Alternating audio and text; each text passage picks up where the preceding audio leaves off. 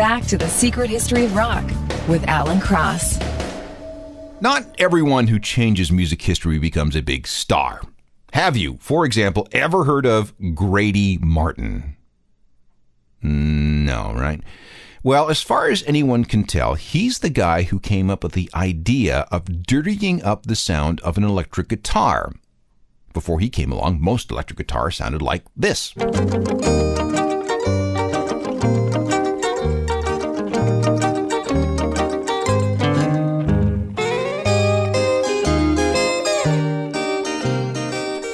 Clean, smooth, no distortion. And let's face it, kind of dull.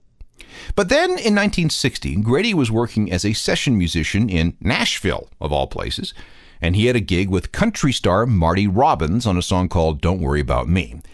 But during the session, something went wrong with Grady's amplifier. His guitar started to sound all fuzzy and distorted. That was wrong, but sounded kind of cool.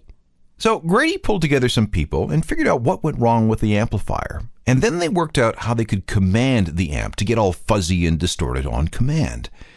The best way seemed to be using a foot pedal to activate an electronic circuit, and they called this pedal a fuzz box. Once they perfected it, they started selling fuzz boxes, and it seems that the first one on the market was called the Maestro Fuzztone FZ1. There were copycats too. There was the Big Muff Fuzz Face, something called the Tone Bender. And guitarists went crazy over these things. Keith Richards, Jimmy Page, Eric Clapton. The sound of the electric guitar went from clean and pure to something raunchy and powerful and menacing. And music fans loved it.